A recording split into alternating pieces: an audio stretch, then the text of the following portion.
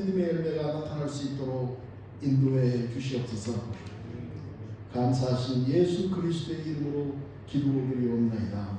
아멘.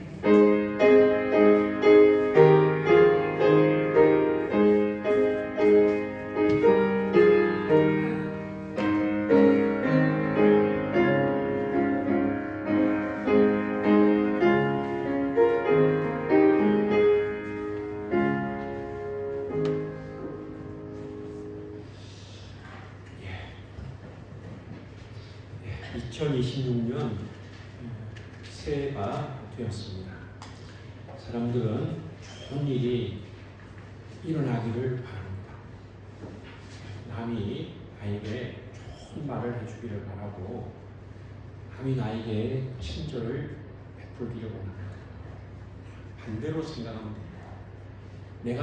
내가 듣기 원하는 말을 내가 남에게 해주고, 축복의 말을 해주고, 남이 나에게 친절을 베풀기를 원하는 것처럼 내가 사랑을 베풀고 친절을 베풀면 그것이 나에게 돌아오게 될 것입니다. 하나님은 우리가 하나님 은혜 가운데 살기를 원하십니다. 오늘 하나님의 은혜를 받은 사람들에 대하여 말씀을 전하려고 합니다. 먼저는 요나단이 다윗에게 자비를 베풀었습니다. 요나단은 사울의 아들로서, 왕의 아들로서 왕자였으며, 다윗은 이제 사울의 그 왕위를 이은 그런 왕이 되겠습니다.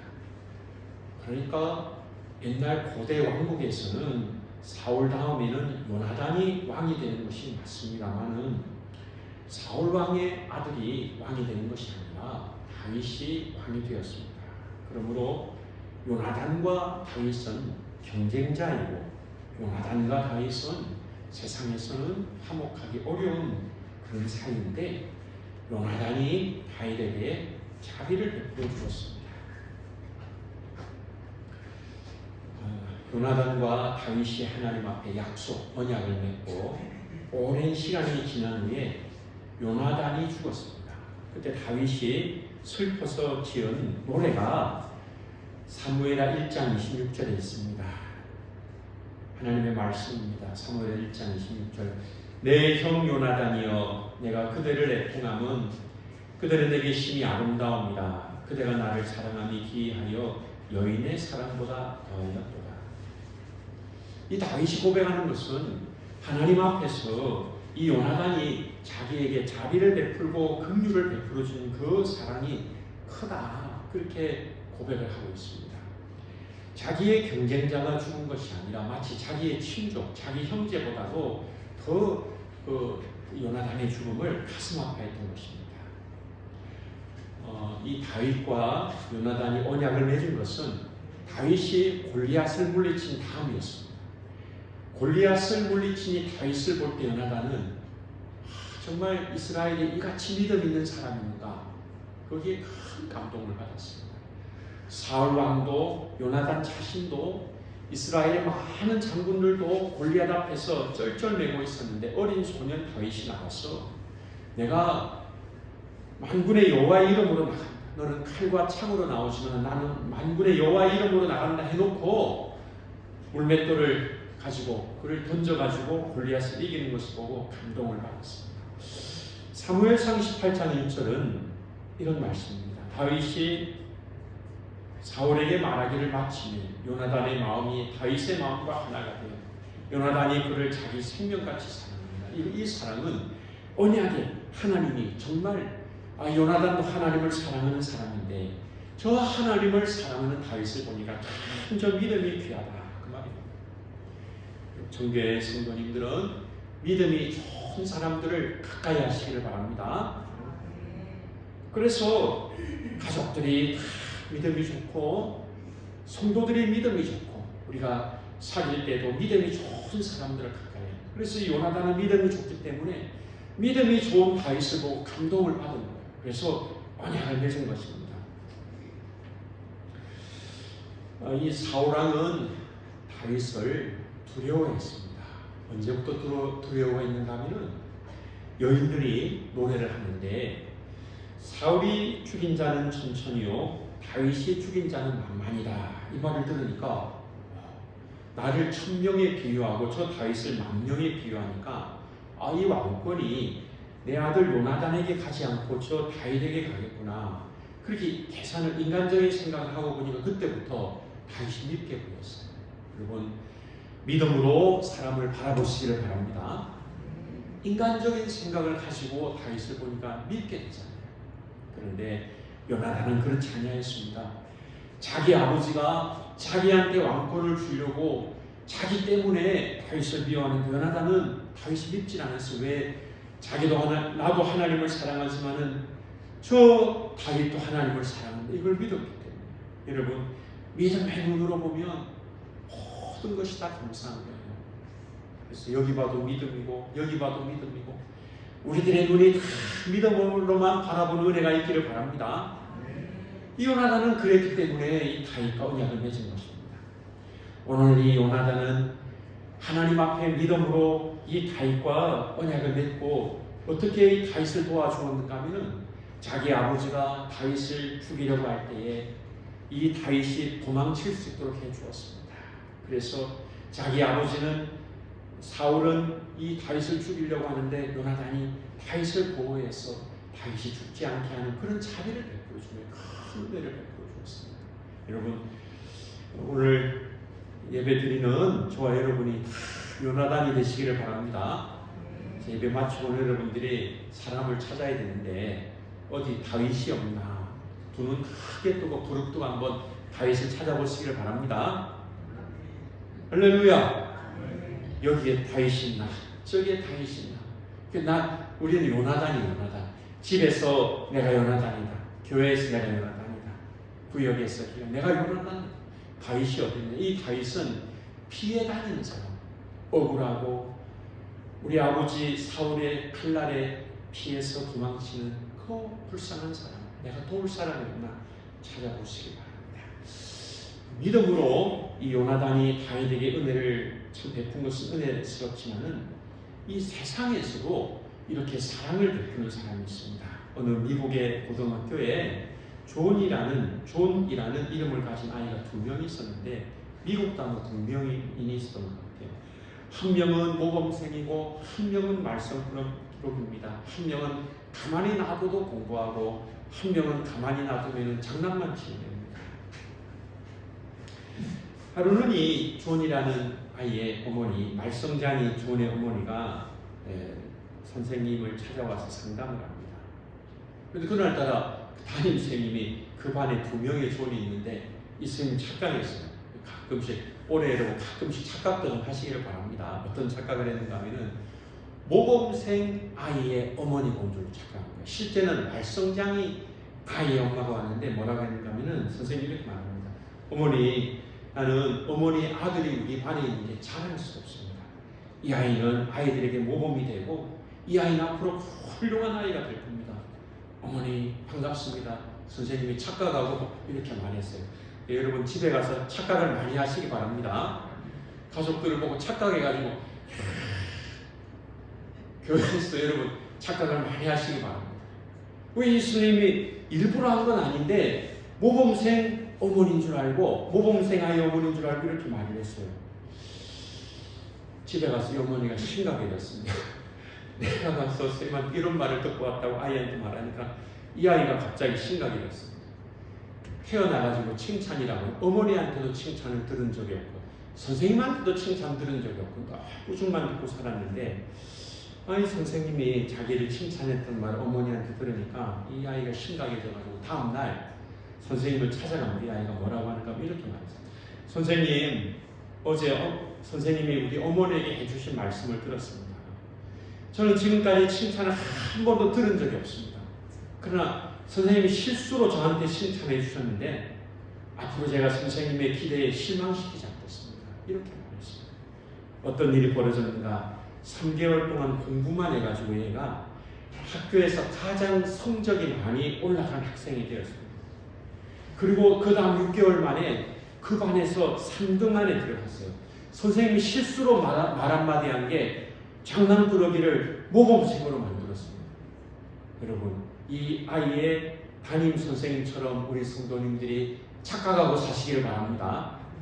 원래 안 좋은데 실수로 칭찬하고 실수로 격려하고 그 사람이 바뀌면 얼마나 좋아요. 요나단은 믿음으로 다윗에게 자비를 베풀었는데 올 한 해 여러분 우리가 믿음으로 하든지 아니면 어떤 마음으로 하든지 다른 사람을 위로하고 격려하고 요나단이 다윗을 도운 것처럼 자비를 베푸는 은혜가 있기를 바랍니다. 아멘. 우리가 자비를 베푸는 겁니다. 그런데 이제 다윗은 요나단의 아들에게 자비를 베풉니다. 요나단이 다윗에게 자비를 베풀었는데 이제 다윗이 왕이 되어가지고 요나단의 아들에게 자비를 베풉니다. 사무엘하 4장 4절에 요나단의 아들이 나옵니다. 사무엘하 4장 4절에 사울의 아들 요나단에게 다리 저는 아들 하나가 있었으니 이름은 무비보셋이라. 전에 사울과 요나단이 죽은 소식이 이스라엘에서 올 때에 그의 나이가 5살이었는데 그 유모가 안고 도망할 때 급히 도망하다가 아이가 떨어져 절개되었다. 이 무비보셋에게 사연이 있는데 이 아이 5살에 할아버지가 전쟁에서 죽고 아버지가 전쟁에서 죽었습니다. 천하에 이제는 고아가 됐는데 문제는 할아버지가 왕이고 아버지는 왕자라서 자기도 왕자의 아들로 권세를 누렸는데 갑자기 이제는 도망치는 신세가 되었는데 유모가 안고 가다가 이 5살 아이를 떨어뜨려가지고 이 아이가 이제 잘 걷지를 못하는 아이가 되었어요. 그 다음부터는 이 아이는 숨어서 지내게 되었습니다. 사무엘하 9장 1절입니다. 다윗이 이르되 사울의 집에 아직도 남은 사람이 있느냐? 내가 요나단으로 말미암아 그 사람에게 은총을 베풀리라. 무슨 말인가 하면은 다윗이 이제는 왕인데 이스라엘의 왕인데 내가 요나단에게 받은 은혜가 있는데 이 요나단에게 받은 은혜를 내가 갚아야 되겠는데 이 요나단의 아들이 없느냐 물어봤던 거예요. 사무엘하 9장 3절에 왕이 이르되 사울의 집에 아직도 남은 사람이 없느냐? 내가 그 사람에게 하나님의 은총을 베풀고자 하니 시바가 왕께 아뢰되 요나단의 아들 하나가 있는데 다리 저는 장이다 하니라. 이 무비보셋을 말하는 겁니다. 이제 이 다윗은 언약의 신실하여서 그 약속을 지키고자 합니다. 요나단이 다윗에게 부탁을 했습니다. 내가 너에게 한 것처럼 너는 내 가족, 자녀들에게 은혜를 베풀어 달라고 서로 약속한 바가 있는데 이제는 은혜를 베푸는 것입니다. 여러분, 우리가 다른 사람에게 은혜를 베풀고 그 사람도 우리에게 은혜를 베푸는 역사가 우리 옥천교회 안에 일어날 수 있기를 바랍니다. 좋은 교회는 어떤 교회인가 하면요, 이런 은혜가 넘치는 교회입니다. 히브리어 헤세드는 인애라고 말할 수 있어요. 인애, 사랑과 은혜, 이 헤세드가 가득한 것입니다. 이 자비를 뛰어넘는 하나님의 큰 사랑, 인애가 있는 교회, 이 하나님의 헤세드, 그 하나님의 사랑과 은혜가 있는 교회는 내가 사랑이 부족하면 다른 사람이 그 사랑을 보태주고 다른 사람이 부족하면 내가 그 사람을 도와주는 역사가 있는 거예요. 그래서 이 요나단과 다윗의 사이에는 이 언약이 있었는데 그와 같이 우리도 그러한 성도들을 돌보는 은혜가 있기를 바랍니다. 히브리어 무비보셋의 이름은 수치스러운 물건이라는 뜻입니다. 사람도 아니에요. 수치스러운 물건이라고. 얼마나 이 무비보셋이 고통을 당했는지, 할아버지도 아버지도 없고 이제는 숨어서 사는 신세고 참 어렵게 살았습니다. 사무엘하 9장 4절에 왕이 그에게 말하되, 그 종에게 말합니다. 그가 어디 있느냐 하니 시바가 왕께 아뢰되 로드발 암미엘의 아들 마길의 집에 있나이다. 이 무비보셋이 전에는 궁궐에 살았는데 지금은 로드발 암미엘의 아들 마길의 집에 있다. 남의 집에 있는 그런 신세입니다. 사무엘하 9장 6절에 보면은 사울의 손자 요나단의 아들 무비보셋이 다윗에게 나와 그 땅에 그 앞에 엎드려 절하며 다윗이 이르되 무비보셋이여 하니 그가 이르되 보소서 당신의 종이니이다. 지금 다윗이 왕이 되었습니다. 그리고 무비보셋은 왕 앞에 섰습니다. 당신의 종입니다. 이렇게 말합니다. 9장 7절에 다윗이 그에게 이르되 무서워하지 말라. 내가 반드시 내 아버지 요나단으로 말미암아 내게 은총을 베풀리라. 내가 내 할아버지 사울의 모든 밭을 내게 도로 주겠고 또 너는 항상 내 상에서 떡을 먹을지니라 하니. 여러분, 이제 여러분 놀라지 마세요. 조선 시대는 공주가 시집을 가면은 경주의 이 경주 땅이 몇 배 되는 땅을 왕에게 선물로 받아서 시집을 간답니다. 아무도 안 놀래요. 아니 시집 갈 때에 그 아버지가 주는 게 경주 땅, 경주시 땅이 넓은데 왜 안 놀랬어요? 그러니까 이 광해군의 이복 동생인 그 공주가 시집 갈 때에 광해군 다음에 인조가 하사한 땅이 엄청났답니다. 그러니까 왕의 공주도 그만한 땅을 얻는데 왕의 아들이면 얼마나 많은 땅을 얻겠어요. 다윗이 뭐라고 하는가 하면은 너 할아버지의 모든 밭을 너한테 주겠다. 이게 엄청난 땅입니다. 땅이 면적이 얼마 되는지 성경이 없지만은 할아버지의 땅을 물려받는 것은 무비보셋이 거의 그냥 아무것도 없던 신세인데 엄청난 것을 얻어요. 그리고 너는 왕자들처럼 왕이 먹는 식탁에 와서 먹어라. 이게 큰 은혜지 않습니까? 이유가 있습니다. 너희 아버지가 나에게 은혜를 베풀었기 때문이다. 사무엘하 9장 8절입니다. 무비보셋이 그가 절하여 이르되 이 종이 무엇이기에 왕께서 죽은 개 같은 나를 돌보시나이까. 전에는 종이라 그랬는데 이제는 죽은 개 같은 존재입니다. 이렇게 말합니다. 아무것도 없는 나에게 왜 이런 은혜를 베풀어 주십니까? 라고 말합니다. 사무엘 9장 13절입니다.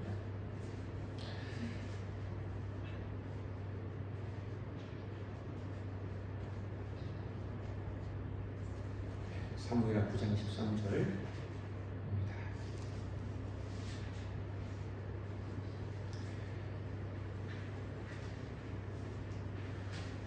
무비보셋이 항상 왕의 상에서 먹음으로 예루살렘에 삽니다. 그는 두 발을 절더라. 이제는 마길의 집에서 나와서 예루살렘에서 할아버지의 땅을 타두면서 왕자처럼 지내고 있습니다.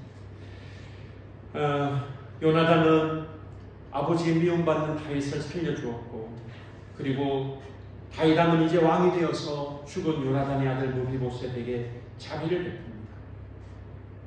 새해가 되었는데 요나단이 다윗에게 한 것처럼, 다윗이 요나단의 아들 두 발을 저는 무비보셋에게 한 것처럼 우리 다 그렇게 할 수 있기를 바랍니다. 자, 문제가 있어요. 문제가 있습니다. 자, 이 문제를 말씀드리겠습니다. 요나단은 왕자로서 그 일을 했고, 다윗은 이제 고난당하다가 왕이 된 다음에 무비보셋에게 했는데, 저는 요나단도 아닙니다. 저는 왕이 된 다윗도 아닙니다. 이거 어떻게 하면 되겠습니까? 아니 우리가 자비를 베풀어야 되겠는데 왕도 아니고 왕자도 아니고 이거 어떻게 하면 좋겠습니까? 한번 여러분 한번 이야기 한번 보세요. 요나단이면 할 수 있겠는데 왕이 된 다윗이면 할 수 있겠는데 어떻게 해요 그래? 그래서 제가 용기를 드리겠습니다. 할 수 있어요. 자 이제 1991년 이전에는 소련뿐만 아니라 공산권에도, 저 동유럽의 공산권에도 아주 심각한 박해가 있었습니다. 루마니아에 거의 순교자와 가까운 믿음을 가진 순교자는 아니지만 리처드 범브란트라는 목사님이 있었습니다. 루마니아에서 복음 때문에 이 목사님이 많은 고난을 받았습니다. 감옥에 갇혀서 고문을 당하고 교도소에 있는데 얼마나 여러분 그러니까 송구영신 예배 마치고 나니까 이 경주가요 바람이 많이 불어요. 밖에 나가니까 바람이 쌩쌩 불고 춥습니다. 정말 이렇게 추운데, 그런데 이 로마니아의 리처드 범브란트 목사님도 감옥에서 먹지도 못하고 고문을 받고 근데도 춥고 잠을 자는데 담요 한 장 있는데 너무 얼음이 얼 정도로 추운데 자다가 자기보다 더 몸이 아픈 그런 죄수를 봤어요. 목사님은 전도하다가 거기 갔는데 그 죄수는 무슨 죄 때문에 왔는지 모르겠는데 나는 그래도 이 목사님이 고문받고 그 담요를 덮고 자는데 옆에는 담요도 없는 거예요. 마음에 드는 생각이 뭐냐면은 예수님이라면 어떻게 하실까?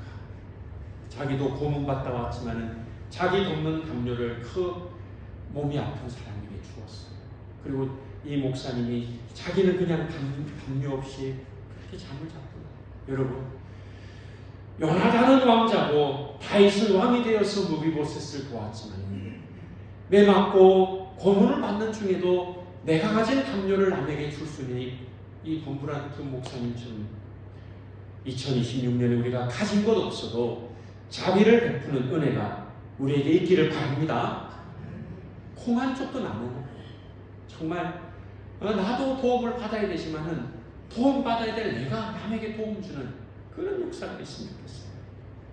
분당의 어느 목사님 교회의 교인의 간증입니다. 남편이 이 부인이 교회 다니는 것을 박해를 하고 교회를 봉사하려고 하면 또 박해하고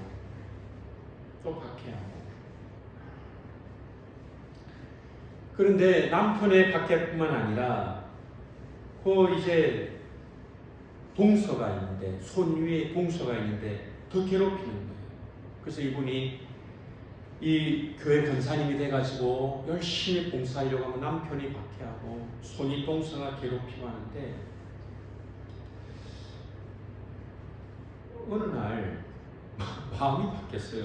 어떻게 마음이 바뀌었는가 하면 이 남편은 평생 나를 박해한다고만 생각했는데 남편이 불쌍해진 거예요. 그러니까 이거 어떻게 하는가 하면 이렇게 하는 거예요.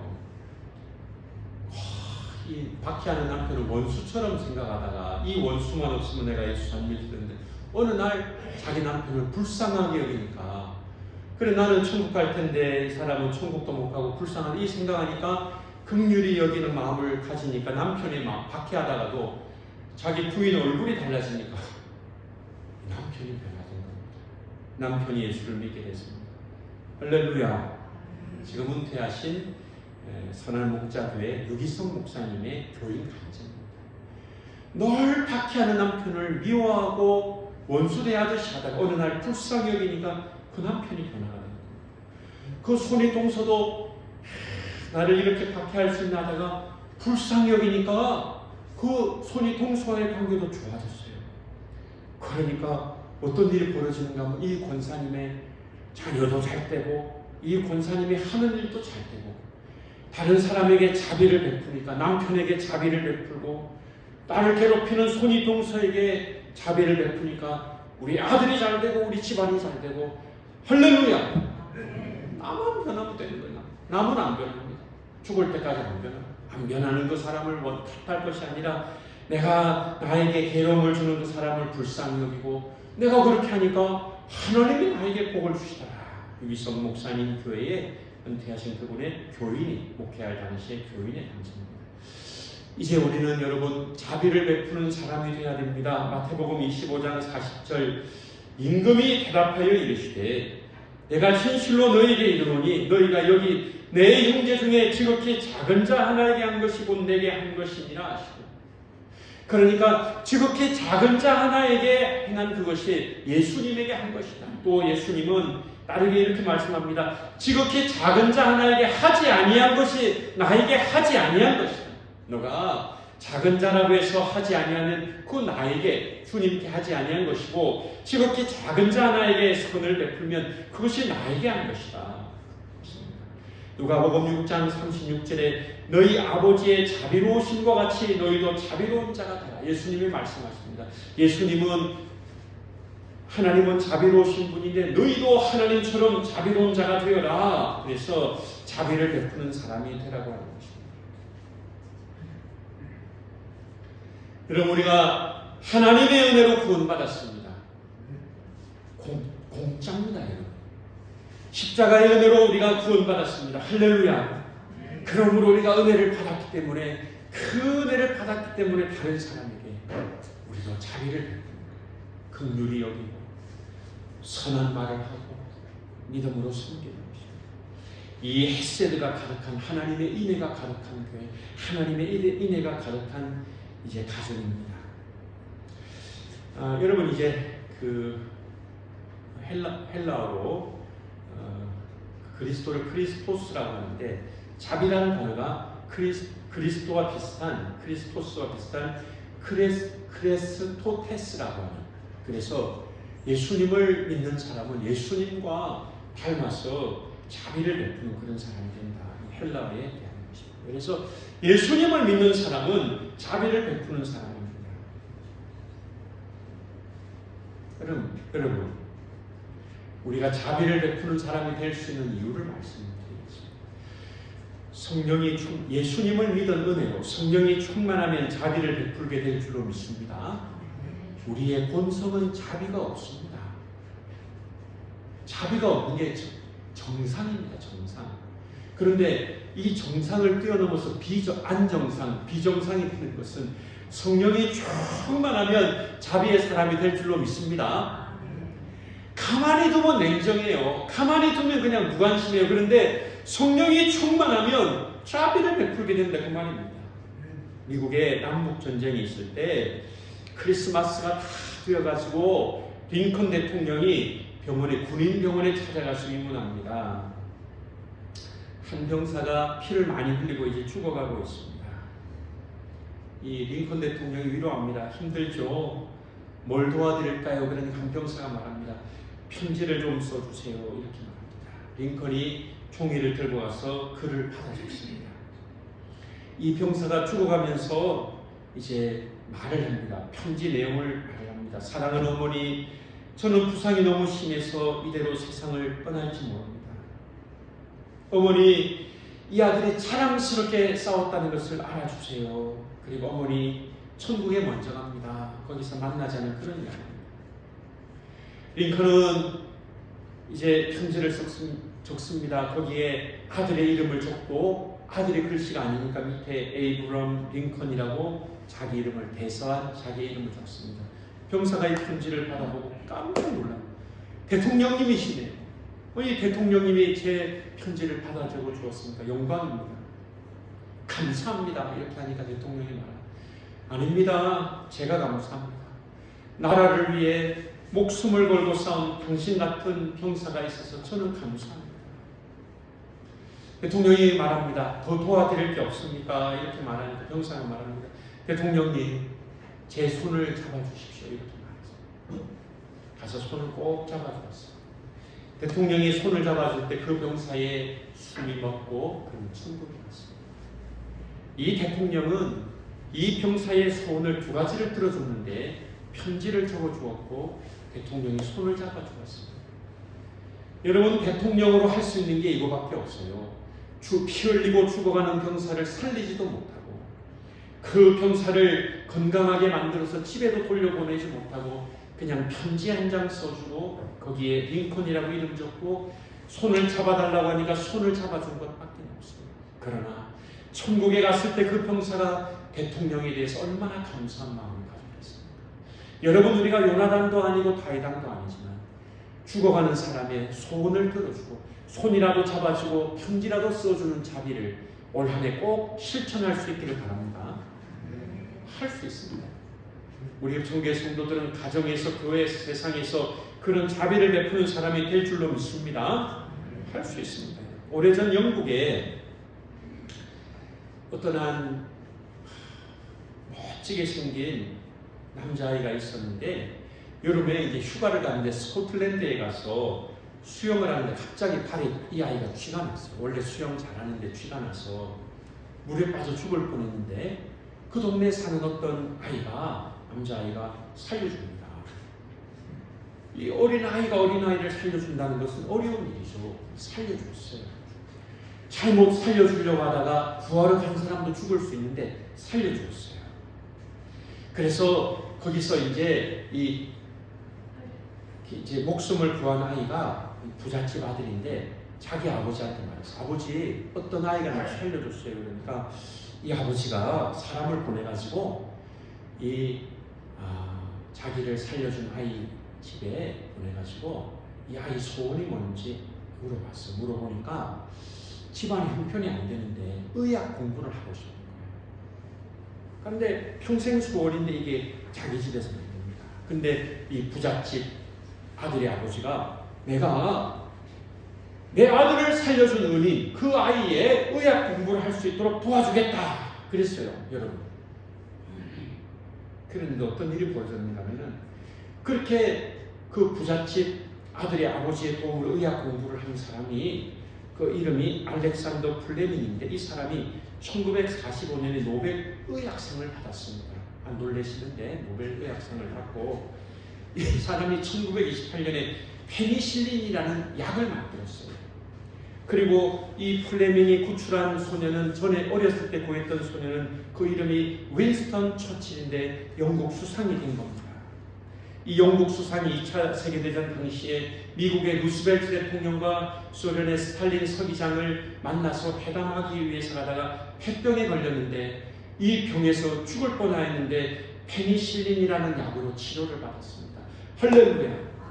그 약을 누가 만들었는가? 알렉산더 플레밍이 만들었는데, 그 플레밍은 전에 이 윈스턴 처칠이 물에 빠졌을 때 구원해준 사람이고 살려준 사람이고, 처칠의 아버지는 돈이 많으니까 이 플레밍이 의학 공부할 수 있도록 도와줬는데, 이 사람이 훌륭하게 의학 공부를 해서 이제 약도 만들고 노벨상도 받았는데 그 약 때문에 처칠이 살아난 것입니다. 2026년 우리 읍천교회는 서로가 돕고 서로가 자비를 베풀어 주어서 내가 저 사람 돕고 저 사람이 날 돕고 또 내가 저 사람 돕고 이런 놀라운 역사가 일어나는 읍천교회가 되기를 바랍니다. 요나단이 다윗에게 자비를 베풀어 줬습니다. 요나단은 하나님 앞에서 다윗에게 자비를 베풀었습니다. 다윗은 이제 하나님 앞에서 요나단의 두 발을 저는 그 요나단의 아들 무비보셋에게 자비를 베풀었습니다. 우리는 자비를 베푸는 사람이고 이 놀라운 역사 우리 읍천교회에서 일어나게 될 줄로 믿습니다. 아멘. 우리 찬송 552장을 같이 보겠습니다. 찬송가 552장